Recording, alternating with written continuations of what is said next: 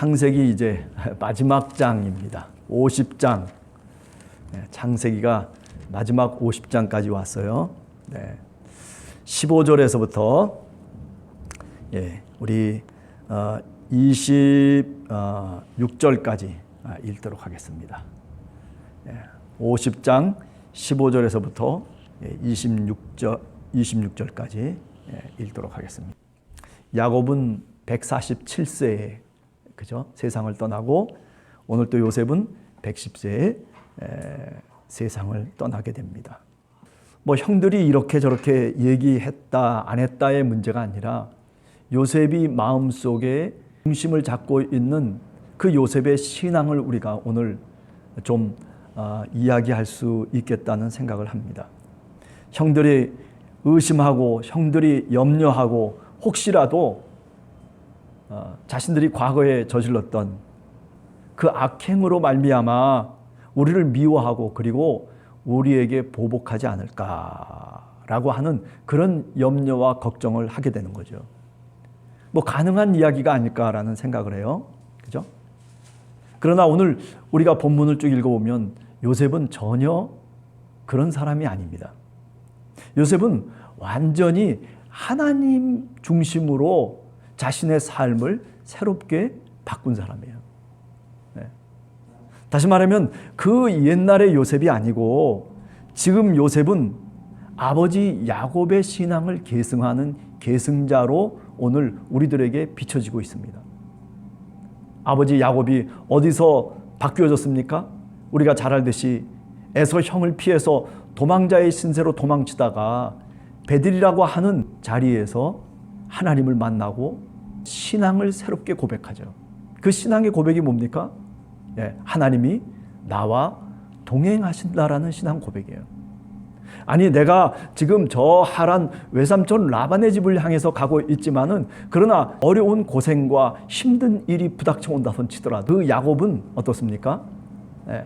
그것을 믿음의 고백을 통해서 극복해내는 그 시초가 어디냐면 바로 베델에서의 이야기다. 베델에서의 신앙 고백이다라고 그렇게 말씀드릴 수가 있죠. 그런데 오늘 이 요셉도 그 야곱과 마찬가지입니다. 그죠? 하나님이 나와 함께 하셨다는 겁니다. 아니 오늘 또 나와 함께 하시고 그리고 내일 또 나와 함께 하실 거라고 하는 그런 굳건한 믿음을 누가 갖고 있는 거예요? 바로 이 요셉이 갖고 있는 거예요. 여러분 우리가 신앙생활을 하면서도 마찬가지 하나님이 나와 함께 동행하신다라는 그런 굳은 믿음을 흔들리지 않는 믿음을 마음 중심에 갖고 있으면 우리의 인생관이 달라집니다. 아니 남들은 다 저렇게 살고 이렇게 산다 손 치더라도 그러나 그렇게 그 사람들의 시대와 조류에 따라서 살아가는 사람이 아니라 하나님을 중심으로 하나님과 함께 동행하고 있다라고 하는 그런 굳은 믿음으로 인생관을 삼고 그리고 살아가는 사람이 된다는 것이죠. 사도 바울도 로마서에 보면 합력해서 선을 이룬다라고 그래요. 어떤 땐 이런 일도 나에게 닥쳐올 수 있고 어떤 땐 저런 일도 나에게 위기로 닥쳐올 수도 있는 거죠. 우여곡절이 사실은 우리들에게 믿는 사람이건 믿지 않는 사람이건 다 부닥쳐오기 마련입니다. 그러나 문제는 그 속에서 그 위기 속에서 그 행복과 기쁨 속에서 우리가 어떤 태도를 지니냐라고 하는 것은 그것은 믿음의 문제인 겁니다. 사도 바울도 그랬지만은 오늘 이 요셉도 마찬가지입니다. 우여곡절을 겪으면서 그러면서 힘든 인생살이를 해 나오면서 그에게 흔들리지 않는 믿음이 있었다면 그것은 하나님이 나와 함께 하시고 하나님이 나를 인도해 가시고 하나님이 내 삶 속의 주인이 되신다라고 하는 그런 고백이었던 겁니다. 그렇기 때문에 아무리 형들이 자신을 향해서 악행을 저질렀고 그리고 나를 못살게 굴었던 그 원인이 바로 형들에게 있다 손 치더라도 죽을 고비를 넘길 수 있는 그런 어려운 지경 속에서 형들을 원망할 수도 있는 사람이었지만은 그러나 오늘 성경 말씀을 통해 보면 요셉은 가장 나이 어린 동생임에도 불구하고 그들을 용서할 수 있었고 그리고 용서를 했던 것이죠. 제가 지난번에도 말씀드렸습니다마는, 그죠? 베드로가 예수님께 나와서 그런 얘기를 묻습니다. 우리가 마태복음 18장에 보면 그런 얘기 나오지 않습니까? 아니, 사람을 얼마나 용서해야 되겠습니까? 나한테 죄를 범한 사람들, 나한테 잘못을 범한 사람들, 내가 미워할 수밖에 없는 사람들을 어떻게 용서해야 되겠습니까? 라고 그렇게 예수님께 물을 때 그때 예수님이 뭐라고 대답합니까? 7번씩 70번이라도 용서하라. 그게 예수님의 믿음이었고 예수님의 신앙이었습니다. 오늘 이 요셉도 마찬가지입니다. 이렇게 어려운 속에서 자신을 구렁텅이에 빠뜨리고 그리고 위기 속에 몰아넣었던 죽느냐 사느냐라고 하는 그런 심각한 고비 속에 쳐넣었던 그 원흉들이 바로 형들이었음에도 불구하고 어떻습니까? 오늘 성경의 본문을 통해서 보면 그는 그 형들을 다 용서하고 있는 겁니다. 이게 뭐겠어요? 이게 인생의 틀을 새롭게 짰기 때문입니다. 나는 이렇게 살겠다. 나는 이런 인생관을 갖고 살겠다라고 하는 자기 결심을 하나님을 통해서 그가 갖고 있었기 때문에 어떤 문제가 발생하더라도 그것을 극복해내고 그 문제를 잘 해결해낼 수 있었던 것이죠. 사람의 감정이라는 게 사실은 얼마나 미묘한 겁니까? 그죠?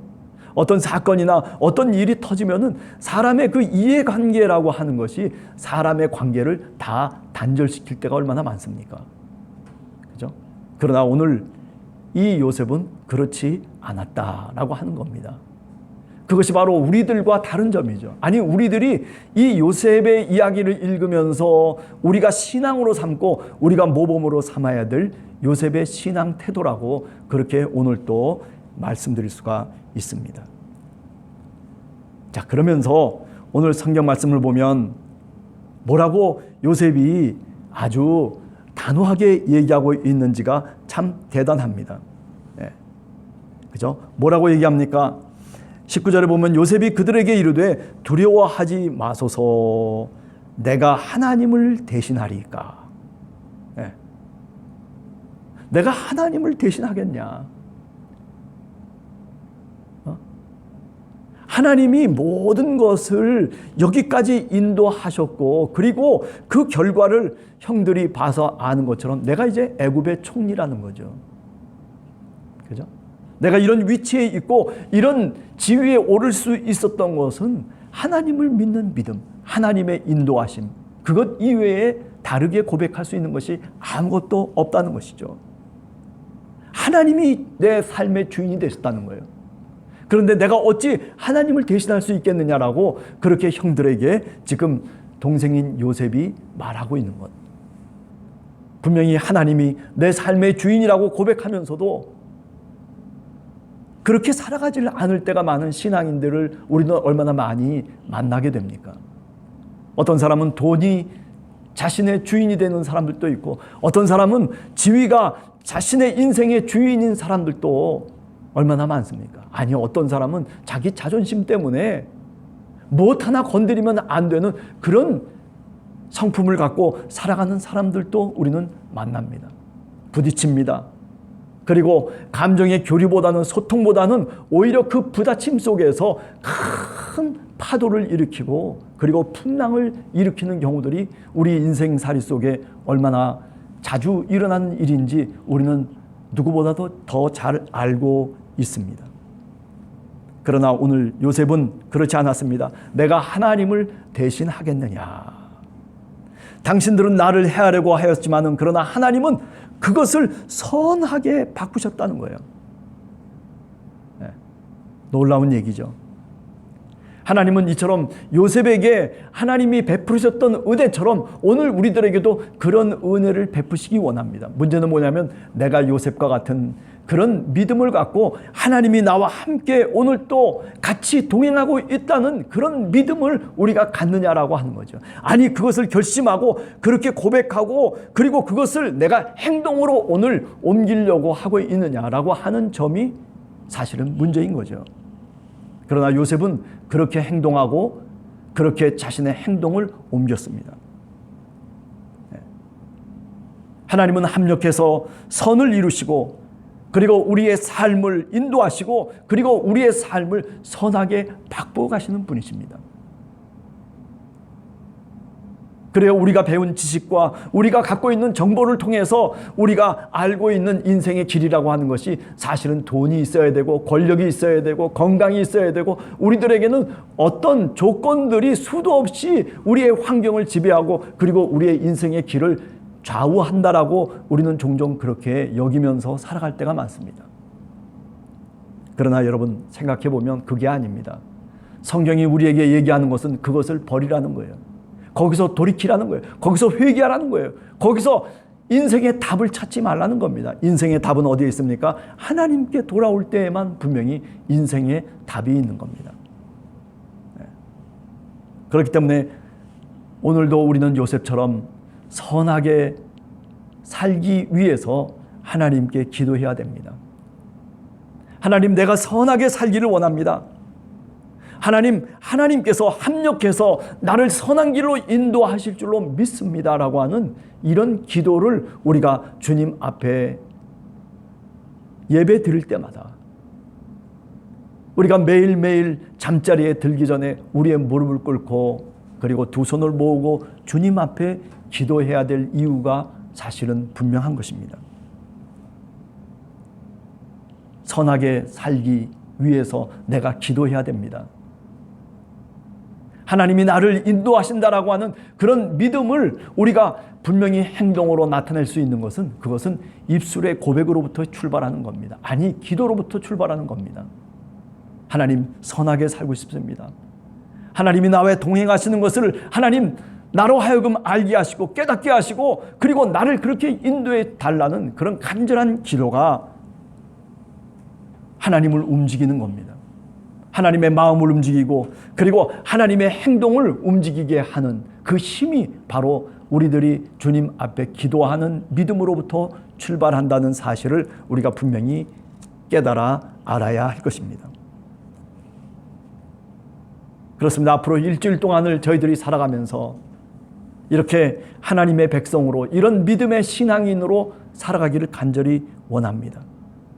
하나님은 우리를 선하게 바꾸어 주시는 하나님이신 것을 굳게 믿고 비록 오늘 내가 살아가는 삶이 좀 그렇지 못하선 치더라도 믿음은 바라는 것들의 실상이라고 그랬습니다. 보지 못하는 것들의 증거라고 그렇게 히브리서 11장 1절에서 말하고 있는 그 말씀을 우리 가슴판에 새기고 그리고 좀 더 내 삶 속에서 밝은 빛을 보아야 됩니다. 아니, 오늘은 어둠이라도 치더라도 내일은 분명히 해가 다시 뜰 것이라고 하는 그런 희망을 갖고 그리고 내 삶을 놓아서는 안 되는 거죠. 내 믿음을 내려놓아서는 안 되는 겁니다. 우리는 주님 앞에 그때마다 기도하면서 주님의 이름을 불러야 됩니다. 그것이 바로 요셉이 살았던 삶이고 그리고 믿음의 조상들이 살았던 삶이 바로 그와 같았습니다. 왜? 힘든 일이 없었습니까? 아니에요. 수도 없는 힘든 일. 우리가 잘 알듯이 아브라함은 저 하란 땅에서 나올 때부터 아무것도 가진 것 없이 자신들의 식구를 이끌고 그리고 하나님의 손가락만 보면서 하나님의 음성만 들으면서 그러면서 사실은 약속의 땅 가나안까지 온 것입니다. 그뿐만 아니지 않습니까? 아브라함은 어떻게 살았습니까? 그죠? 독자 이삭을 100세에 얻었음에도 불구하고 그런데도 그것을 하나님께 바치라고 하는 그 하나님의 음성을 순종하면서 모리아 산까지 그 아들과 함께 그 길을 걸어갔습니다. 아니, 시퍼런 칼을 들고 그리고 내려치려고 하는 그 순간에 하나님의 음성이 또 들립니다. 야, 아브라함아, 아브라함아, 내가 이제야 네가 믿음의 사람인 것을 내가 이제야 알았노라. 그게 얼마나 정말 비참한 사건의 전말입니까? 그죠? 아버지가 자신의 아들을 칼로 찔러 죽이려고 하는 그 장면을 한번 가만히 생각을 해보면 그 아브라함의 심정은 어떠했겠습니까? 차라리 자신의 목숨을 끊으라고 하시는 하나님의 음성이 오히려 차라리 나았을 것 아닌가라는 생각을 우리가 왜 할 수가 없겠습니까? 뭐 이삭이는 그렇지 않습니까? 그죠? 이삭도 생각을 해보면 그저 블레셋 땅에서 이리저리 유목민으로서 살아가면서 우물을 만들고 또 우물을 빼앗기고 우물을 빼앗기고 우물을 짓고 우물을 빼앗기고 수없이 반복되는 그 삶의 고단함 속에서 그는 늘 하나님께 제사를 드리고 하나님께 예배를 하고 그리고 여호와 하나님의 이름을 불렀던 사람입니다. 힘든 일이 왜 없습니까? 힘든 일이 믿음의 사람에게, 믿음의 조상들에게도 수도 없이 위기가 다가왔습니다. 그러나 그들이 그것을 이길 수 있었던 것은 다른 것 아닙니다. 하나님이 나를 선하게 인도하시며 하나님이 내 삶의 주인이시며 하나님이 나를 선하게 내 삶의 길을 바꾸실 것이라고 하는 그런 믿음 때문에 그들은 그 험난한 인생의 길을 걸을 수가 있었던 것입니다. 우리 함께하는 교회 성도들, 그래요, 조금 어려운 일이 있을 때 하나님을 붙드시기 바랍니다. 그럴 때 기도하시면서, 그럴 때 무릎을 꿇으면서 하나님이 나를 선하게 인도하실 것이라고 하는 그 기도를 주님 앞에 고백하며 그 신앙을 주님 앞에 고백하면 하나님이 왜 우리를 선한 길로 인도하지 않겠습니까? 문제는 그런 기도가 없기 때문입니다. 문제는 그 문제 속에 함몰되어져서 하나님의 은혜가 내 옆에 분명히 있음에도 불구하고 그 옆에 있는 하나님의 은혜를 붙잡을 수 없기 때문에 그렇습니다. 힘이 없어서가 아닙니다. 그것은 뭐냐면 바로 내가 그렇게 내 마음을 정하지 못했기 때문입니다. 바라기는 이제 한 주간도 내 마음을 정하고 나는 하나님의 백성이고 하나님의 자녀인 것을 주님 앞에 고백하면서 그러면서 주님과 함께 한 주간도 살아가는 그런 우리 함께하는 교회 성도들 모두가 되기를 간절히 주님의 이름으로 축원합니다. 기도하겠습니다.